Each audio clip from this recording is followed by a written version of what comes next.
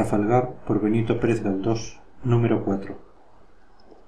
Señor Marcial, dijo ésta con redoblado furor, si quiere usted ir a la escuadra a que le den la última mano, puede embarcar cuando quiera, pero lo que es éste no irá. Bueno, contestó el marinero, que se había sentado en el borde de una silla, ocupando solo el espacio necesario para sostenerse. Iré yo solo. El demonio me lleve si me quedo sin echar el catalejo a la fiesta. Después añadió con expresión de júbilo, tenemos 15 navíos y los francesitos 25 barcos. Si todos fueran nuestros no sería preciso tanto. 40 buques y mucho corazón embarcado. Como se comunica el fuego de una mecha a otra que está cercana, así el entusiasmo que irradió del ojo de Marcial encendió los dos ya por la edad amortiguados de mi buen amo. Pero el señorito, continuó medio hombre, traerá muchos también.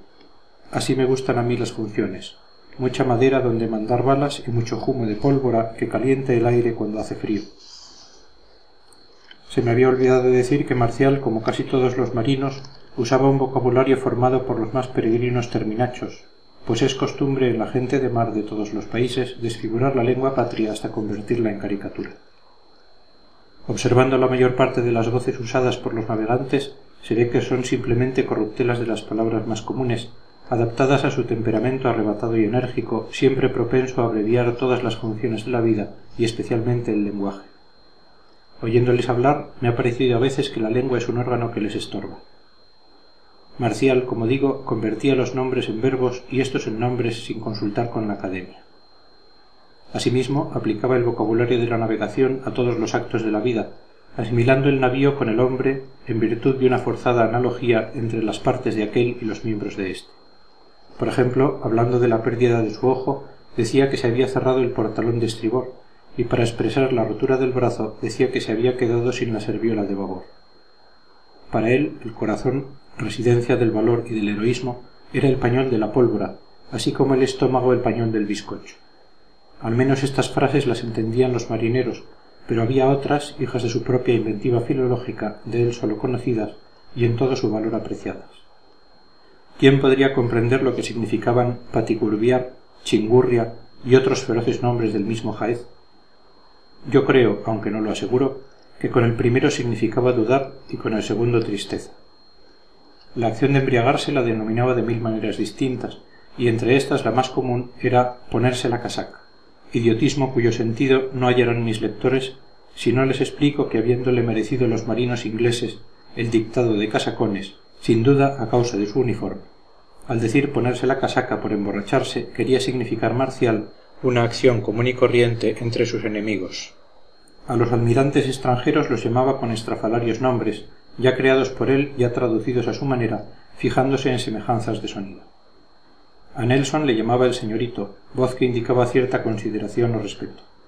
A Collingwood el tío Calambre, frase que a él le parecía exacta traducción del inglés. A Jervis le nombraba como los mismos ingleses, esto es, viejo zorro.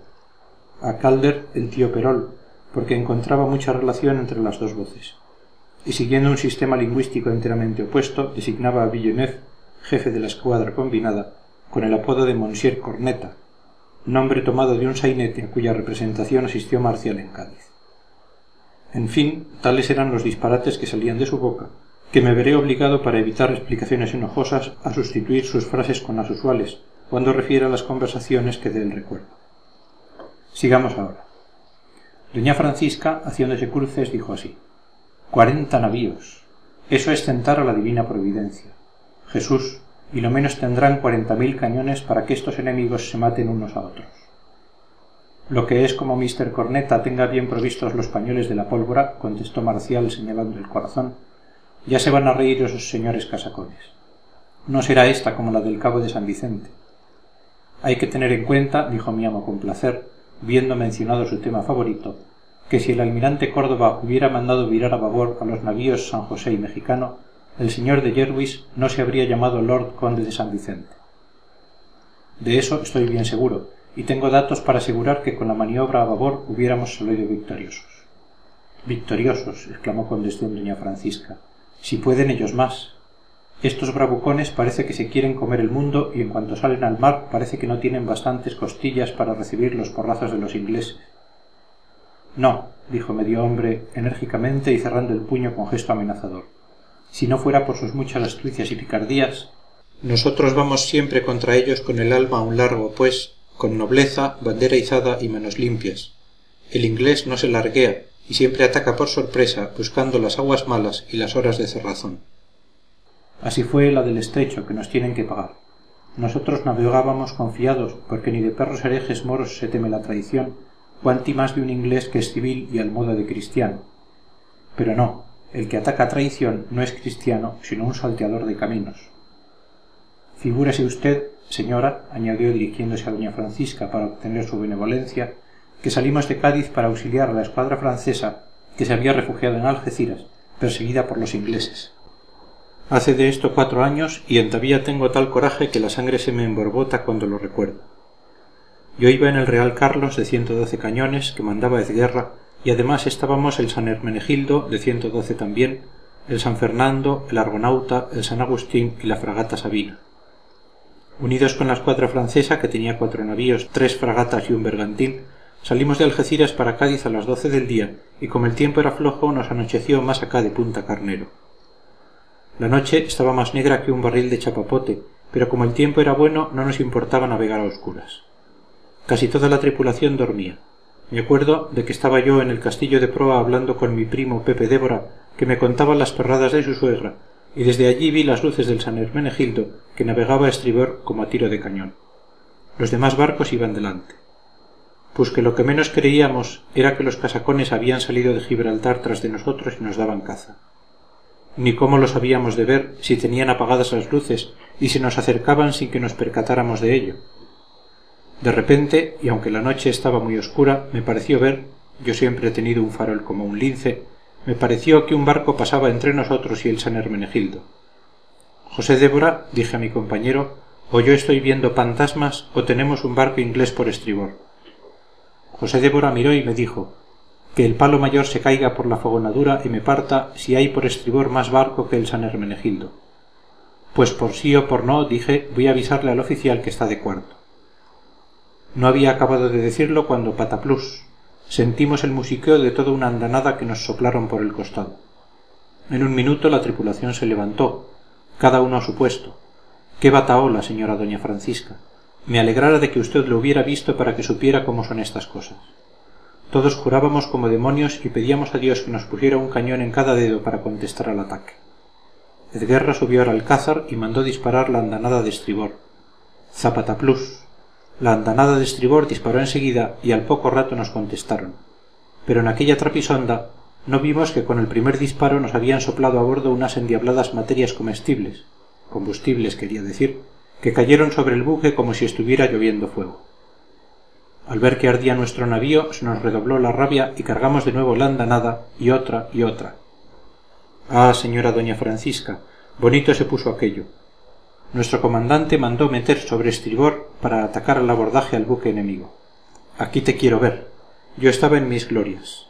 En un guiñar del ojo preparamos las hachas y picas para el abordaje. El barco enemigo se nos venía encima, lo cual me encabrilló, me alegró, el alma, porque así nos enredaríamos más pronto. Mete a estribor.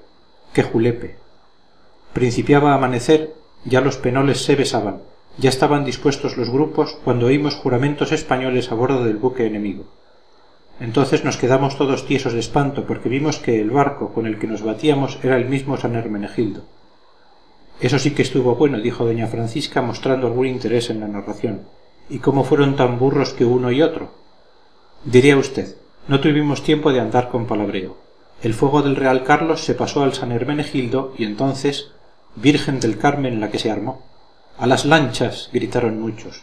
El fuego estaba ya ras con la Santa Bárbara y esta señora no se anda con bromas. Nosotros jurábamos, gritábamos insultando a Dios, a la Virgen y a todos los santos, porque así parece que se desahoga uno cuando está lleno de coraje hasta la escotilla. Jesús, María y José, ¡qué horror!, exclamó mi ama.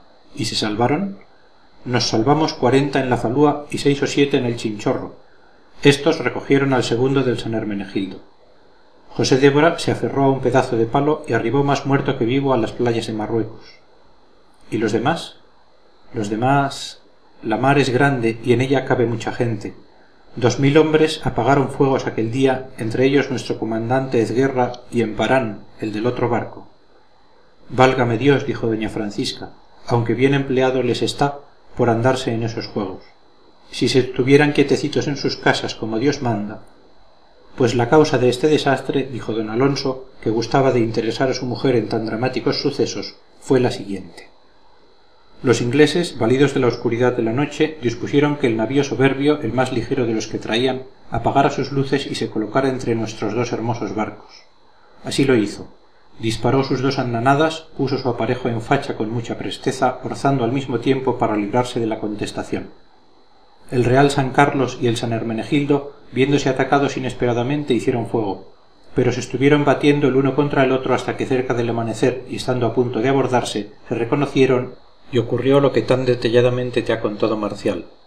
«Oh, y qué bien os la jugaron», dijo la dama. «Estuvo bueno, aunque eso no es de gente noble». «¿Qué ha de ser?», añadió medio hombre. «Entonces yo no los quería bien, pero dende esa noche...» «Si están ellos en el cielo, no quiero ir al cielo, man que me condene para toda la eternidad».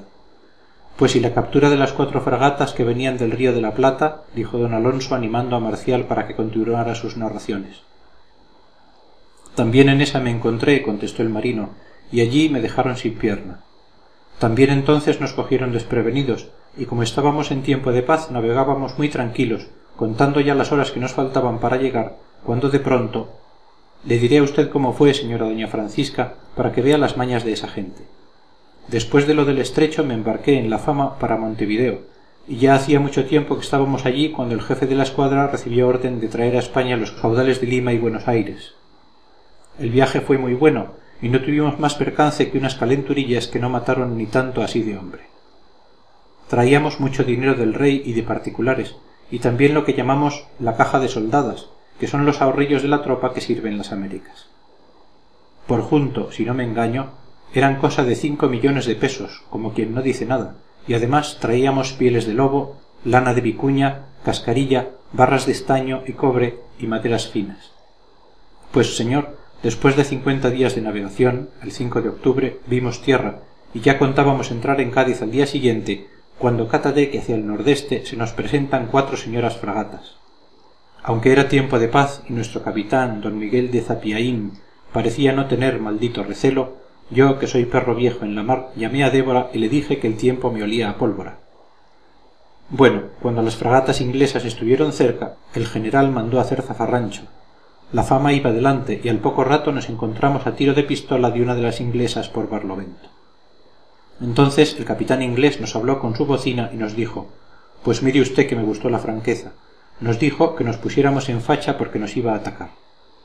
Hizo 1000 preguntas, pero le dijimos que no nos daba la gana de contestar. A todo esto, las otras 3 fragatas enemigas se habían acercado a las nuestras de tal manera que cada una de las inglesas tenía otra española por el costado de Sotavento. Su posición no podía ser mejor, apuntó mi amo. Eso digo yo, continuó Marcial. El jefe de nuestra escuadra, don José Bustamante, anduvo poco listo, que si hubiera sido yo... Pues, señor, el comodón, que quería decir el comodoro inglés, envió a bordo de la Medea un oficialillo de esos de cola de abadejo, el cual, sin andarse en chiquitas, dijo que aunque no estaba declarada la guerra, el comodón tenía orden de apresarnos. Esto sí que se llama ser inglés. El combate empezó al poco rato. Nuestra fragata recibió la primera andanada por babor. Se le contestó al saludo y cañonazo va, cañonazo viene. Lo cierto del caso es que no metimos en un puño a aquellos herejes por mor de que el demonio fue y pegó fuego a la Santa Bárbara de la Mercedes, que se voló en un suspiro, y todos con este suceso nos afligimos tanto, sintiéndonos tan apocados, no por falta de valor, sino por aquello que dicen en la moral, pues de en que el mismo momento nos vimos perdidos. Nuestra fragata tenía las velas con más agujeros que capa vieja, los cabos rotos, 5 pies de agua en la bodega, el palo de mesana tendido, 3 balazos a flor de agua y bastantes muertos y heridos. A pesar de esto seguíamos la cuchipanda con el inglés, pero cuando vimos que la Medea y la Clara, no pudiendo resistir la chamusquina, arriaban la bandera, forzamos de vela y nos retiramos defendiéndonos como podíamos. La maldita fragata inglesa nos daba caza y como era más velera que la nuestra, no pudimos zafarnos y tuvimos también que arrear el trapo a las 3 de la tarde, cuando ya nos habían matado mucha gente y yo estaba medio muerto sobre el sollao porque a una bala le dio la gana de quitarme la pierna. Aquellos condenados nos llevaron a Inglaterra, no como presos, sino como detenidos. Pero carta va, carta viene entre Londres y Madrid. Lo cierto es que se quedaron con el dinero y me parece que cuando a mí me nazca otra pierna, entonces el rey de España les verá la punta del pelo a los 5 millones de pesos. Pobre hombre, ¿y entonces perdiste la pata?, le dijo compasivamente doña Francisca. Sí, señora. Los ingleses, sabiendo que yo no era bailarín, creyeron que tenía bastante con una. En la travesía me curaron bien. En un pueblo que llaman Plymouth, estuve 6 meses en el pontón, con el petate liado y la patente para el otro mundo en el bolsillo. Pero Dios quiso que no me fuera a pique tan pronto. Un físico inglés me puso esta pierna de palo, que es mejor que la otra, porque aquella me dolía de la condenada reuma, y esta, gracias a Dios, no duele, aunque la echen una descarga de metralla. En cuanto a dureza, creo que la tiene, aunque entavía no se me ha puesto delante la popa de ningún inglés para probarla. Muy bravo estás, dijo mi ama. Quiera Dios no pierdas también la otra. El que busca el peligro. Concluida la relación de Marcial, se trabó de nuevo la disputa sobre si mi amo iría o no a la escuadra. Persistía doña Francisca en la negativa, y don Alonso, que en presencia de su digna esposa era manso como un cordero, buscaba pretextos y alegaba toda clase de razones para convencerla. Iremos solo a ver, mujer, nada más que a ver, decía el héroe con mirada suplicante. Dejémonos de fiestas, le contestaba su esposa. Buen par de esperpentos estáis los dos. La escuadra combinada, dijo Marcial, se quedará en Cádiz, y ellos tratarán de forzar la entrada. Pues entonces, añadió mi ama, pueden ver la función desde la muralla de Cádiz, pero lo que es en los barquitos, digo que no y que no, Alonso. En 40 años de casados no me has visto enojada, la veía todos los días, pero ahora te juro que si vas a bordo, haz cuenta de que Paquita no existe para ti. Mujer, exclamó con aflicción mi amo, y he de morirme sin tener ese gusto. Bonito gusto, hombre de Dios, ver cómo se matan esos locos. Si el rey de las Españas me hiciera caso, mandaría a paseo a los ingleses y les diría: mis vasallos queridos no están aquí para que ustedes se diviertan con ellos. Métanse ustedes en faena unos con otros si quieren juego. ¿Qué creen? Yo, aunque tonta, bien sé lo que hay aquí, y es que el primer cónsul, emperador, sultán o lo que sea, quiere acometer a los ingleses, y como no tiene hombres de alma para el caso, ha embaucado a nuestro buen rey para que le preste los suyos, y la verdad es que nos está fastidiando con sus guerras marítimas. Díganme ustedes, ¿a España qué le va ni le viene en esto? ¿Por qué ha de estar todos los días cañonazo y más cañonazo por una simpleza? Antes de esas picardías que Marcial ha contado, ¿qué daño nos habían hecho los ingleses? Ah, si hicieran caso de lo que yo digo, el señor de Bonaparte armaría la guerra solo, o si no, que no la armara. Es verdad, dijo mi amo, que la alianza con Francia nos está haciendo mucho daño, pues si algún provecho resulta es para nuestra aliada, mientras todos los desastres son para nosotros. Entonces, tontos rematados, ¿para qué se os calientan las pajarillas con esta guerra? El honor de nuestra nación está empeñado, contestó don Alonso, y una vez metidos en la danza sería una mengua volver atrás. Cuando estuve el mes pasado en Cádiz, en el bautizo de la hija de mi primo, me decía Churruca: esta alianza con Francia y el maldito tratado de San Ildefonso, que por la astucia de Bonaparte y la debilidad de Godoy se ha convertido en tratado de subsidios, serán nuestra ruina, serán la ruina de nuestra escuadra si Dios no lo remedia, y por tanto la ruina de nuestras colonias y del comercio español en América. Pero a pesar de todo es preciso seguir adelante. Bien digo yo, añadió doña Francisca, que ese príncipe de la paz se está metiendo en cosas que no entiende. Ya se ve, un hombre sin estudios. Mi hermano el arcediano, que es partidario del príncipe Fernando, dice que ese señor Godoy es un alma de cántaro, y que no ha estudiado latín ni teología, pues todo su saber se reduce a tocar la guitarra y a conocer los 22 modos de bailar la gavota. Parece que por su linda cara le han hecho primer ministro. Así andan las cosas en España. Luego hambre y más hambre. Todo tan caro. La fiebre amarilla asolando a Andalucía. Está esto bonito, sí señor. Y de ello tienen ustedes la culpa, continué engrosando la voz y poniéndose muy encarnada. Sí señor, ustedes que ofenden a Dios matando tanta gente, ustedes que si en vez de meterse en esos endiablados barcos se fueran a la iglesia a rezar el rosario, no andaría a patillas tan suelto por España haciendo diabluras. Tú irás a Cádiz también, dijo don Alonso ansioso de despertar el entusiasmo en el pecho de su mujer. Irás a casa de Flora y desde el mirador podrás ver cómodamente el combate, el humo, los fogonazos, las banderas. Es cosa muy bonita. Gracias, gracias. Me caería muerta de miedo. Aquí nos estamos quietos, que el que busca el peligro en él perece. Así terminó aquel diálogo cuyos pormenores he conservado en mi memoria a pesar del tiempo transcurrido. Mas acontece con frecuencia que los hechos muy remotos correspondientes a nuestra infancia permanecen grabados en la imaginación con mayor fijeza que los presenciados en edad madura y cuando predomina sobre todas las facultades la razón. Aquella noche don Alonso y Marcial siguieron conferenciando en los pocos ratos que la recelosa doña Francisca los dejaba solos. Cuando ésta fue a la parroquia para asistir a la novena, según su piadosa costumbre, los dos marinos respiraron con libertad como escolares bulliciosos que pierden de vista al maestro. Encerráronse en el despacho, sacaron unos mapas y estuvieron examinándolos con gran atención. Luego leyeron ciertos papeles en que había apuntados los nombres de muchos barcos ingleses con la cifra de sus cañones y tripulantes, y durante su calurosa conferencia, en que alternaba la lectura con los más enérgicos comentarios, noté que ideaban el plan de un combate naval. Marcial imitaba con los gestos de su brazo y medio la marcha de las escuadras, la explosión de las andanadas, con su cabeza el balance de los barcos combatientes, con su cuerpo la caída de costado del buque que se va a pique, con su mano el subir y bajar de las banderas de señal, con un ligero silbido el mando del contramaestre, con los porrazos de su pie de palo contra el suelo el estruendo del cañón, con su lengua estropajosa los juramentos y singulares voces del combate.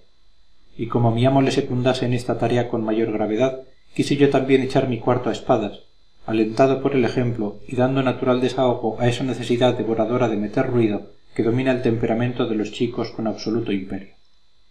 Sin poderme contener, viendo el entusiasmo de los dos marinos, comencé a dar vueltas por la habitación, pues la confianza con que por mi amo era tratado me autorizaba a ello.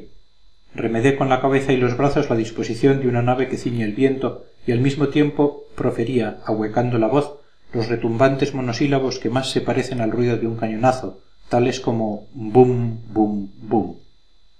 Mi respetable amo, el mutilado marinero, tan niños como yo en aquella ocasión, no pararon mientes en lo que yo hacía, pues harto les embargaban sus propios pensamientos. Cuánto me he reído después recordando aquella escena, y cuán cierto es, por lo que respecta a mis compañeros en aquel juego, que el entusiasmo de la ancianidad convierte a los viejos en niños, renovando las travesuras de la cuna al borde mismo del sepulcro. Muy enfrascados estaban ellos en su conferencia cuando sintieron los pasos de doña Francisca que volvía de la novena. —¡Que viene! —exclamó Marcial con terror, y al punto guardaron los planos, disimulando su excitación, y pusiéronse a hablar de cosas indiferentes. Pero yo, bien porque la sangre juvenil no podía aplacarse fácilmente, bien porque no observé a tiempo la entrada de mi ama, seguí en medio del cuarto demostrando mi enajenación con frases como estas, pronunciadas con el mayor desparpajo. «La mura a estribor», «Orza», «La andanada de sotavento», «Fuego», «Bum, bum». Ella se llegó a mí furiosa y sin previo aviso me descargó en la popa la andanada de su mano derecha con tan buena puntería que me hizo ver las estrellas. «También tú», gritó vapuleándome sin compasión. «Ya ves», añadió mirando a su marido con centelleantes ojos, «tú le enseñas a que pierda el respeto. ¿Te has creído que estás todavía en la caleta, pedazo de zascandil?» La zurra continuó en la forma siguiente. Yo caminando a la cocina, lloroso y avergonzado, después de arriada la bandera de mi dignidad y sin pensar en defenderme contra tan superior enemigo. Doña Francisca detrás dándome caza y poniendo a prueba mi pescuezo con los repetidos golpes de su mano. En la cocina eché el ancla lloroso, considerando cuán mal había concluido mi combate naval. Fin del número 4. Trafalgar, por Benito Pérez Galdós, número 5. Para oponerse a la insensata determinación de su marido, doña Francisca no se fundaba sólo en las razones anteriormente expuestas. Tenía, además de aquellas, otra poderosísima, que no indicó en el diálogo anterior, quizá por demasiado sabida. Pero el lector no la sabe y voy a decírsela. Creo haber escrito que mis amos tenían una hija. Pues bien, esta hija se llamaba Rosita, de edad poco mayor que la mía, pues apenas pasaba de los 15 años, y ya estaba concertado su matrimonio con un joven oficial de artillería llamado Malaespina, de una familia de Medina Sidonia, lejanamente emparentada con la de mi ama. Habíase fijado la boda para el fin de octubre, y ya se comprende que la ausencia del padre de la novia habría sido inconveniente en tan solemnes días. Voy a decir algo de mi señorita, de su novio, de sus amores, de su proyectado enlace y... ¡ay! Aquí mis recuerdos toman un tinte melancólico, evocando en mi fantasía imágenes importunas y exóticas, como si vinieran de otro mundo, despertando en mi cansado pecho sensaciones que, a decir verdad, ignoro si traen a mi espíritu alegría o tristeza. Estas ardientes memorias que parecen agostarse hoy en mi cerebro, como flores tropicales trasplantadas al norte helado, me hacen a veces reír y a veces me hacen pensar. Pero contemos que el lector se cansa de reflexiones enojosas sobre lo que a un solo mortal interesa. Rosita era lindísima. Recuerdo perfectamente su hermosura, aunque me sería muy difícil describir sus facciones. Parece que la veo sonreír delante de mí. La singular expresión de su rostro, a la de ningún otro parecida, es para mí, por la claridad con que se ofrece a mi entendimiento, como una de esas nociones primitivas que parece hemos traído de otro mundo o nos han sido infundidas por misterioso poder desde la cuna. Y sin embargo no respondo de poderlo pintar, porque lo que fue real ha quedado como una idea indeterminada en mi cabeza y nada nos fascina tanto, así como nada se escapa tan sutilmente a toda apreciación descriptiva como un ideal querido. Al entrar en la casa creí que Rosita pertenecía a un orden de criaturas superior. Explicaré mis pensamientos para que se admiren ustedes de mi simpleza. Cuando somos niños y un nuevo ser viene al mundo en nuestra casa, las personas mayores nos dicen que le han traído de Francia, de París o de Inglaterra. Engañado yo, como todos, acerca de tan singular modo de perpetuar la especie, creía que los niños venían por encargo, empaquetados en un cajoncito, como un fardo de quincalla. Pues bien, contemplando por primera vez a la hija de mis amos, discurrí que tan bella persona no podía haber venido de la fábrica de donde venimos todos, es decir, de París o de Inglaterra, y me persuadí de la existencia de alguna región encantadora donde artífices divinos sabían labrar tan hermosos ejemplares de la persona humana. Como niños ambos, aunque de distinta condición, pronto nos tratamos con la confianza propia de la edad, y mi mayor dicha consistía en jugar con ella, sufriendo todas sus impertinencias, que eran muchas, pues en nuestros juegos nunca se confundían las clases. Ella era siempre señorita y yo siempre criado. Así es que yo llevaba la peor parte, y si había golpes, no es preciso indicar aquí quién los recibía. Ir a buscarla al salir de la escuela para acompañarla a casa era mi sueño de oro, y cuando por alguna ocupación imprevista se encargaba a otra persona tan dulce comisión, mi pena era tan profunda que yo la equiparaba a las mayores penas que pueden pasarse en la vida, siendo hombre, y decía, es imposible que cuando yo sea grande experimente desgracia mayor. Subir por orden suya al naranjo del patio para coger los azahares de las más altas ramas era para mí la mayor de las delicias, posición o preeminencia superior a la del mejor rey de la tierra subido en su trono de oro. Y no recuerdo alborozo comparable al que me causaba, obligándome a correr tras ella en ese divino e inmortal juego que llaman escondite. Si ella corría como una gacela, yo volaba como un pájaro para cogerla más pronto, asiéndola por la parte de su cuerpo que encontraba más a mano. Cuando se trocaban los papeles, cuando ella era la perseguidora y a mí me correspondía el ser cogido, se duplicaban las inocentes y puras delicias de aquel juego sublime, y el paraje más oscuro y feo, donde yo, encogido y palpitante, esperaba la impresión de sus brazos ansiosos de estrecharme, era para mí un verdadero paraíso. Añadiré que jamás durante aquellas escenas tuve un pensamiento, una sensación, que no emanara del más refinado idealismo. ¿Y qué diré de su canto? Desde muy niña acostumbraba a cantar el olé y las cañas con la maestría de los ruiseñores, que lo saben todo en materia de música sin haber aprendido nada. Todos le alababan aquella habilidad y formaban corro para oírla, pero a mí me ofendían los aplausos de sus admiradores y hubiera deseado que enmudeciera para los demás. Era aquel canto un gorjeo melancólico, aún modulado por su voz infantil. La nota, que repercutía sobre sí misma, enredándose y desenredándose, como un hilo sonoro, se perdía subiendo y se desvanecía alejándose para volver descendiendo con timbre grave. Parecía emitida por una vecilla que se remontara primero al cielo y que después cantara en nuestro propio oído. El alma, si se me permite emplear un símil vulgar, parecía que se alargaba siguiendo el sonido y se contraía después retrocediendo ante él, pero siempre pendiente de la melodía y asociando la música a la hermosa cantora. Tan singular era el efecto que para mí el oírla cantar, sobre todo en presencia de otras personas, era casi una mortificación. Teníamos la misma edad, poco más o menos, como he dicho, pues sólo excedía la suya a la mía en unos 8 o 9 meses. Pero yo era pequeñuelo y raquítico, mientras ella se desarrollaba con mucha lozanía, y así, al cumplirse los 3 años de mi residencia en la casa, ella parecía de mucha más edad que yo.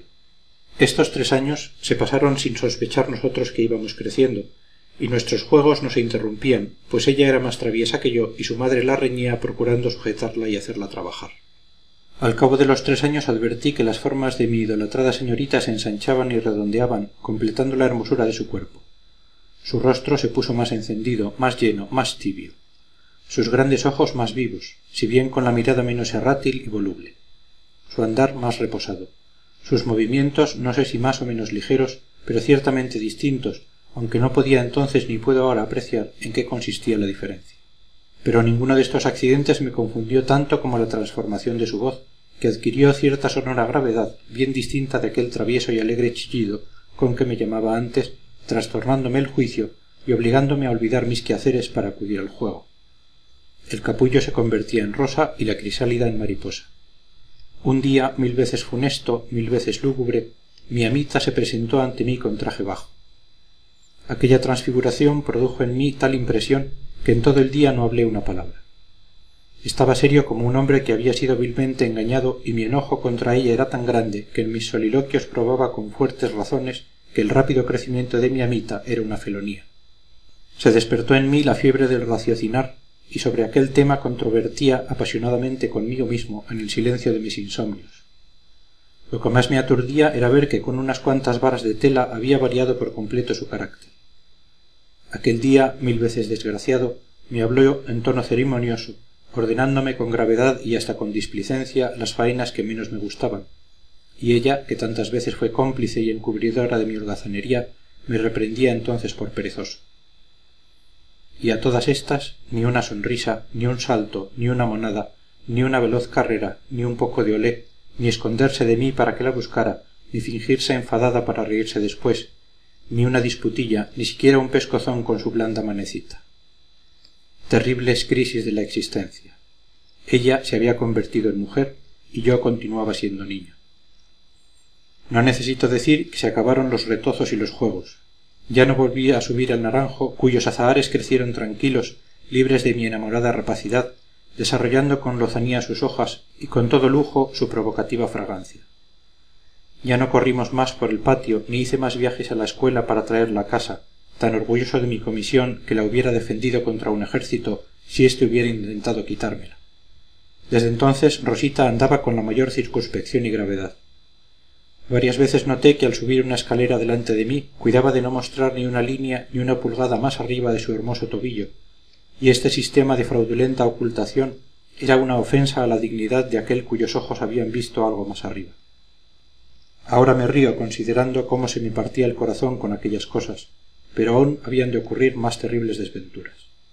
Al año de su transformación, la tía Martina, Rosario la cocinera, Marcial y otros personajes de la servidumbre se ocupaban un día de cierto grave asunto. Aplicando mi diligente oído, luego me enteré de que corrían rumores alarmantes. La señorita se iba a casar. La cosa era inaudita, porque yo no le conocía ningún novio, pero entonces lo arreglaban todos los padres y lo raro es que a veces no salía del todo mal. Pues un joven de gran familia pidió su mano y mis amos se la concedieron. Este joven vino a casa acompañado de sus padres, que eran una especie de condes o marqueses con un título retumbante. El pretendiente traía su uniforme de marina, en cuyo honroso cuerpo servía, pero a pesar de tan elegante jaez, su facha era muy poco agradable. Así debió parecerle a mi amita, pues desde un principio mostró repugnancia hacia aquella boda. Su madre trataba de convencerla, pero inútilmente, y le hacía la más acabada pintura de las buenas prendas del novio, de su alto linaje y grandes riquezas. La niña no se convencía, y a estas razones oponía otras muy cuerdas, pero la pícara se callaba lo principal, y lo principal era que tenía otro novio a quien de veras amaba. Este otro era un oficial de artillería, llamado don Rafael Malespina, de muy buena presencia y gentil figura. Mi amita le había conocido en la iglesia y el pérfido amor se apoderó de ella mientras rezaba, pues siempre fue el templo lugar muy a propósito por su poético y misterioso recinto para abrir de par en par al amor las puertas del alma. Malespina rondaba la casa, lo cual observé yo varias veces, y tanto se habló en Vejer de estos amores que el otro lo supo y se desafiaron. Mis amos supieron todo cuando llegó a casa la noticia de que Malespina había herido mortalmente a su rival. El escándalo fue grande. La religiosidad de mis amos se escandalizó tanto con aquel hecho que no pudieron disimular su enojo, y Rosita fue la víctima principal. Pero pasaron meses y más meses, el herido curó, y como Malespina fuese también persona bien nacida y rica, se notaron en la atmósfera política de la casa barruntos de que el joven don Rafael iba a entrar en ella. Renunciaron al enlace los padres del herido y en cambio el del vencedor se presentó en casa a pedir para su hijo la mano de mi querida amita. Después de algunas dilaciones se la concedieron.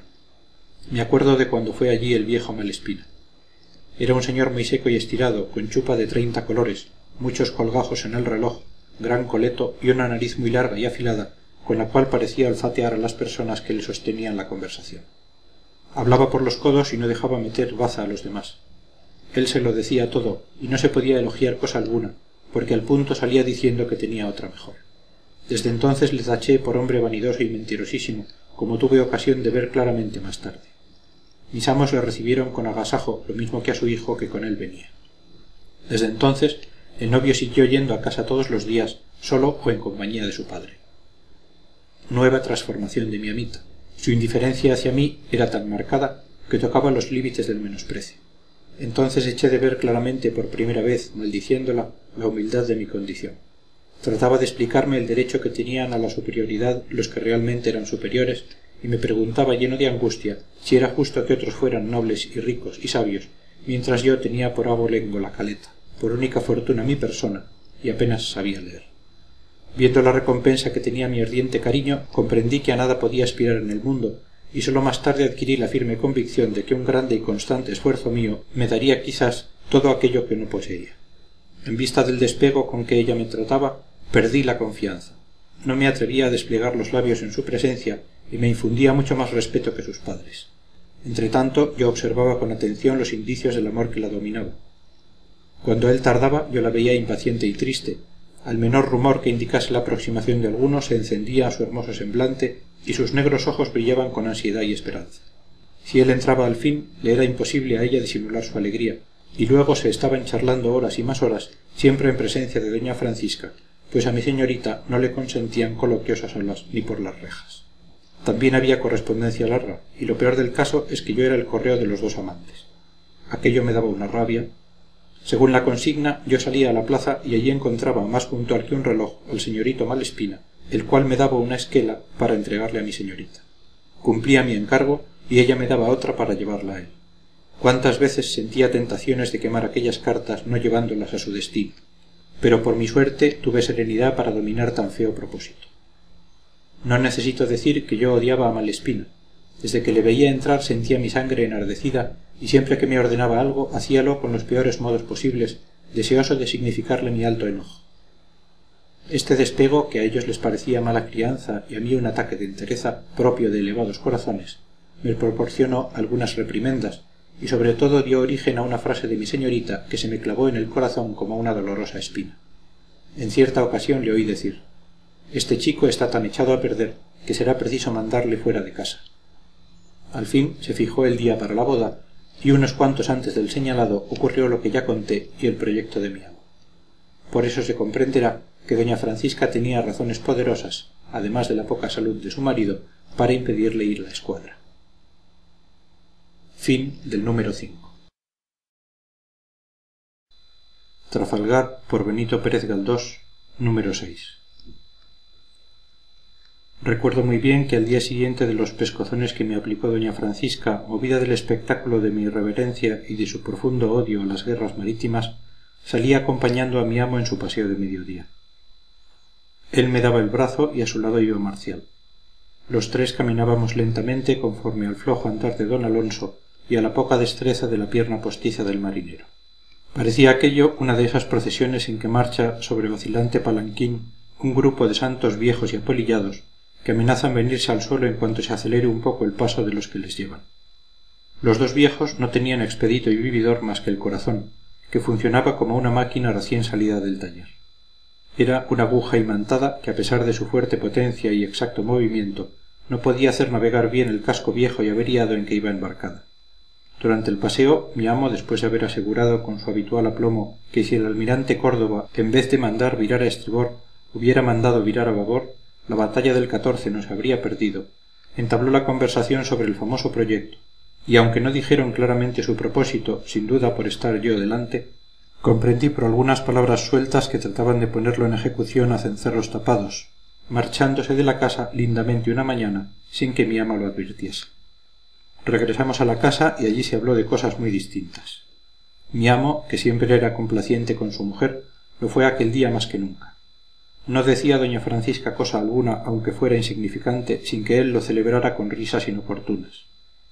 Hasta me parece que la regaló algunas froslerías, demostrando en todos sus actos el deseo de tenerla contenta. Sin duda, por esta misma complacencia oficiosa, mi ama estaba díscola y regañona, cual nunca la había yo visto. No era posible transacción honrosa. Por no sé qué fútil motivo, riñó con Marcial, intimándole la inmediata salida de la casa. También dijo terribles cosas a su marido, y durante la comida, aunque éste celebraba todos los platos con desusado calor, la implacable dama no cesaba de gruñir. Llegada la hora de rezar el rosario, acto solemne que se verificaba en el comedor con asistencia de todos los de la casa, mi amo, que otras veces solía dormirse murmurando perezosamente los paternoster, lo cual le valía algunas reprimendas, estuvo aquella noche muy despabilado y rezó con verdadero empeño, haciendo que su voz se oyera entre todas las demás. Otra cosa pasó que se me ha quedado muy presente. Las paredes de la casa hallábanse adornadas con dos clases de objetos: estampas de santos y mapas. La corte celestial por un lado y todos los derroteros de Europa y América por otro. Después de comer, mi amo estaba en la galería contemplando una carta de navegación y recorría con su vacilante dedo las líneas, cuando doña Francisca, que algo sospechaba del proyecto de escapatoria y además ponía el grito en el cielo siempre que sorprendía a su marido en flagrante delito de entusiasmo náutico, llegó por detrás y abriendo los brazos exclamó: «Hombre de Dios, cuando digo que tú me andas buscando, pues te juro que si me buscas me encontrarás». «Pero mujer», repuso temblando mi amo, «estaba aquí mirando el derrotero de Alcalá Galiano y de Valdés en las goletas Sutil y Mexicana, cuando fueron a reconocer el estrecho de Fuca. Es un viaje muy bonito, me parece que te lo he contado. Cuando digo que voy a quemar todos esos papelotes», añadió doña Francisca, «mal hayan los viajes y el perro judío que los inventó. Mejor pensaras en las cosas de Dios, que al fin y al cabo no eres ningún niño. ¡Qué hombre, santo Dios, qué hombre!». No pasó de esto. Yo andaba también por allí cerca, pero no recuerdo bien si mi ama desahogó su furor en mi humilde persona, demostrándome una vez más la elasticidad de mis orejas y la ligereza de sus manos. Ello es que estas caricias menudeaban tanto que no hago memoria de si recibí alguna en aquella ocasión.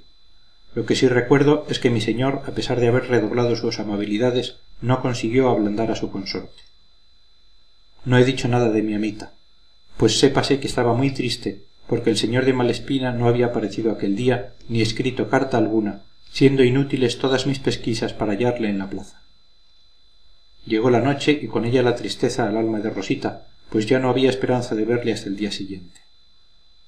Mas de pronto, y cuando se había dado orden para la cena, sonaron fuertes aldabonazos en la puerta. Fui a abrir corriendo y era él.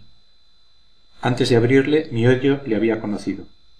Aún me parece que le estoy viendo cuando se presentó delante de mí sacudiendo su capa mojada por la lluvia. Siempre que le traigo a la memoria se me representa como le vi en aquella ocasión. Hablando con imparcialidad, diré que era un joven realmente hermoso, de presencia noble, modales airosos, mirada afable, algo frío y reservado en apariencia, poco risueño y sumamente cortés, con aquella cortesía grave y un poco afinchada de los nobles de antaño. Traía aquella noche la chaqueta faldona, el calzón corto con botas, el sombrero portugués y riquísima capa de grana con forros de seda, que era la prenda más elegante entre los señoritos de la época. Desde que entró conocí que algo grave ocurría. Pasó al comedor y todos se maravillaron de verle a tal hora, pues jamás había venido de noche. Mi amita no tuvo de alegría más que el tiempo necesario para comprender que el motivo de visita tan inesperada no podía ser lisonjero. «Vengo a despedirme», dijo Malespina. Todos se quedaron como lelos y Rosita más blanca que el papel en que escribo, después encendida como la grana y luego pálida otra vez como una muerta. «Pues qué pasa, ¿a dónde va usted, señor don Rafael?», le preguntó mi ama. Debo de haber dicho que Malespina era oficial de artillería, pero no que estaba de guarnición en Cádiz y con licencia en Vejer. Como la escuadra carece de personal, añadió, han dado órdenes para que nos embarquemos con objeto de hacer allí el servicio. Se cree que el combate es inevitable y la mayor parte de los navíos tienen falta de artilleros. «Jesús, María y José», exclamó doña Francisca más muerta que viva. «¿También a usted se le llevan? Pues me gusta. Pero usted es de tierra, amiguito. Dígales usted que se entiendan ellos, que si no tienen gente que la busquen, pues a fe que es bonita la broma. Pero mujer, dijo tímidamente don Alonso, ¿no ves que es preciso? No pudo seguir, porque doña Francisca, que sentía desbordarse el vaso de su enojo, apostrofó a todas las potencias terrestres. A ti todo te parece tan bien con tal que sea para los dichosos barcos de guerra. Pero quién es el demonio del infierno que ha mandado vayan a bordo los oficiales de tierra? A mí que no me digan, eso es cosa del señor Bonaparte. Ninguno de acá puede haber inventado tal diablura. Pero vaya usted y diga que se va a casar. A ver, añadió dirigiéndose a su marido, escribe a Gravina diciéndole que este joven no puede ir a la escuadra. Y como viera que su marido se encogía de hombros indicando que la cosa era sumamente grave, exclamó, no sirves para nada. Jesús, si yo gastara calzones me plantaba en Cádiz y le sacaba a usted del apuro. Rosita no decía palabra. Yo, que la observaba atentamente, conocí la gran turbación de su espíritu. No quitaba los ojos de su novio, y a no impedírselo la etiqueta y el buen parecer, habría llorado ruidosamente, desahogando la pena de su corazón oprimido. Los militares, dijo don Alonso, son esclavos de su deber, y la patria exige a este joven que se embarque para defenderla. En el próximo combate alcanzará usted mucha gloria e ilustrará su nombre con alguna hazaña que quede en la historia para ejemplo de las generaciones futuras. Sí, eso, dijo doña Francisca, remedando el tono grandilocuente con que mi amo había pronunciado las anteriores palabras. Sí, ¿y todo por qué? Porque se les antoja a esos zánganos de Madrid. Que vengan ellos a disparar los cañones y hacer la guerra. ¿Y cuándo marcha usted? Mañana mismo. Me han retirado la licencia ordenándome que me presente al instante en Cádiz. Imposible pintar con palabras ni por escrito lo que vi en el semblante de mi señorita cuando aquellas frases oyó. Los dos novios se miraron y un largo y triste silencio siguió al anuncio de la próxima partida. Esto no se puede sufrir, dijo doña Francisca. Por último llevarán a los paisanos y si se les antoja también a las mujeres. Señor, prosiguió mirando al cielo con ademán de pitonisa, no creo ofenderte si digo que maldito sea el que inventó los barcos, maldito el mar en que navegan, y más maldito el que hizo el primer cañón para dar esos estampidos que la vuelven a una loca, y para matar a tantos pobrecitos que no han hecho ningún daño. Don Alonso miró a Malespina, buscando en su semblante una expresión de protesta contra los insultos dirigidos a la noble artillería. Después dijo, lo malo será que los navíos carezcan también de buen material, y sería lamentable. Marcial, que oía la conversación desde la puerta, no pudo contenerse y entró diciendo, ¿qué ha de faltar? El Trinidad 140 cañones, 32 de a 36, 34 de a 24, 36 de a 12, 18 de a 30 y 10 obuses de a 24. El Príncipe de Asturias 118, el Santa Ana 120, el Rayo 100, el Nepomuceno, el San... ¿Quién le mete a usted aquí, señor Marcial? Chilló doña Francisca. Ni qué nos importa si tienen 50 u 80. Marcial continuó a pesar de esto su guerrera estadística, pero en voz baja, dirigiéndose solo a mi amo, el cual no se atrevía a expresar su aprobación. Ella siguió hablando así. Pero don Rafael, no vaya usted, por Dios. Diga usted que es de tierra, que se va a casar. Si Napoleón quiere guerra, que la haga él solo, que venga y diga, aquí estoy yo, mátenme ustedes, señores ingleses, o déjense matar por mí. ¿Por qué ha de estar España sujeta a los antojos de ese caballero? Verdaderamente, dijo Malespina, nuestra unión con Francia ha sido hasta ahora desastrosa. Pues ¿para qué la han hecho? Bien dicen que ese Godoy es hombre sin estudios. Si creerá él que se gobierna una nación tocando la guitarra. Después de la paz de Basilea, continuó el joven, nos vimos obligados a enemistarnos con los ingleses que batieron nuestra escuadra en el cabo de San Vicente. Alto allá, declaró don Alonso, dando un fuerte puñetazo en la mesa. Si el almirante Córdoba hubiera mandado orzar sobre babor a los navíos de la vanguardia, según lo que pedían las más vulgares leyes de la estrategia, la victoria hubiera sido nuestra. Eso lo tengo probado hasta la saciedad y en el momento del combate hice constar mi opinión. Quede pues cada cual en su lugar. Lo cierto es que se perdió la batalla, prosiguió Malespina. Este desastre no habría sido de grandes consecuencias si después la corte de España no hubiera celebrado con la República Francesa el Tratado de San Ildefonso, que nos puso a merced del primer cónsul, obligándonos a prestarle ayuda en guerras que a él solo y a su grande ambición interesaban. La paz de Amiens no fue más que una tregua. Inglaterra y Francia volvieron a declararse la guerra y entonces Napoleón exigió nuestra ayuda. Quisimos ser neutrales, pues aquel convenio a nada obligaba en la Segunda Guerra. Pero él con tanta energía solicitó nuestra cooperación que para aplacarle tuvo el rey que convenir en dar a Francia un subsidio de 100 millones de reales, lo que equivalía a comprar a peso de oro la neutralidad. Pero ni aun así la comparamos. A pesar de tan gran sacrificio, fuimos arrastrados a la guerra. Inglaterra nos obligó a ello, apresando inoportunamente 4 fragatas que venían de América cargadas de caudales. Después de aquel acto de piratería, la corte de Madrid no tuvo más remedio que echarse en brazos de Napoleón, el cual no deseaba otra cosa. Nuestra marina quedó al arbitrio del primer cónsul, ya emperador, quien, aspirando a vencer por el engaño a los ingleses, dispuso que la escuadra combinada partiese a la Martinica, con objeto de alejar de Europa a los marinos de la Gran Bretaña. Con esta estratagema pensaba realizar su anhelado desembarco en esta isla, mas tan hábil plan no sirvió sino para demostrar la impericia y cobardía del almirante francés, el cual, de regreso a Europa, no quiso compartir con nuestros navíos la gloria del combate de Finisterre. Ahora, según las órdenes del emperador, la escuadra combinada debía hallarse en Brest. Dícese que Napoleón estaba furioso con su almirante y que piensa relevarle inmediatamente, pero según dicen, indicó Marcial, Mr. Corneta quiere pintarla y busca una acción de guerra que haga olvidar sus faltas. Yo me alegro, pues de ese modo se verá quién puede y quién no puede. Lo indudable, prosiguió Malespina, es que la escuadra inglesa anda cerca y con intento de bloquear a Cádiz. Los marinos españoles opinan que nuestra escuadra no debe salir de la bahía, donde hay probabilidades de que venza.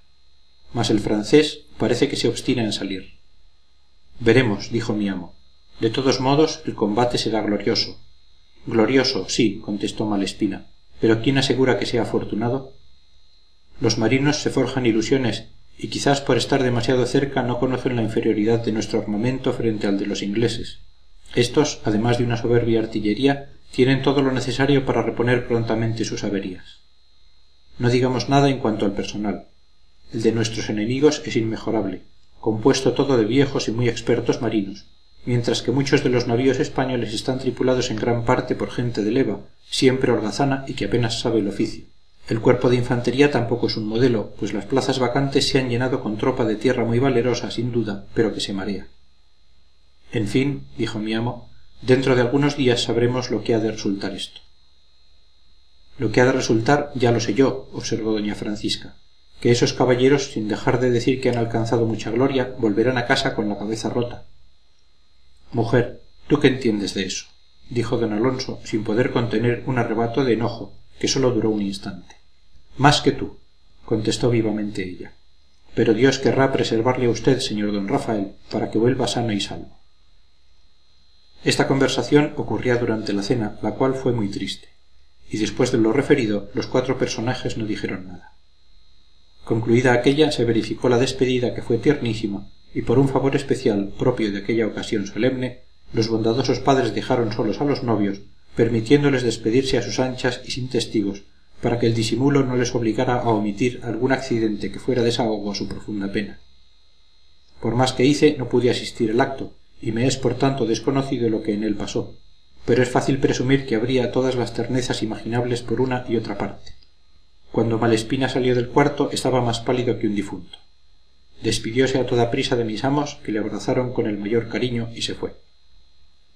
Cuando acudimos a donde estaba mi amita, la encontramos hecha un mar de lágrimas.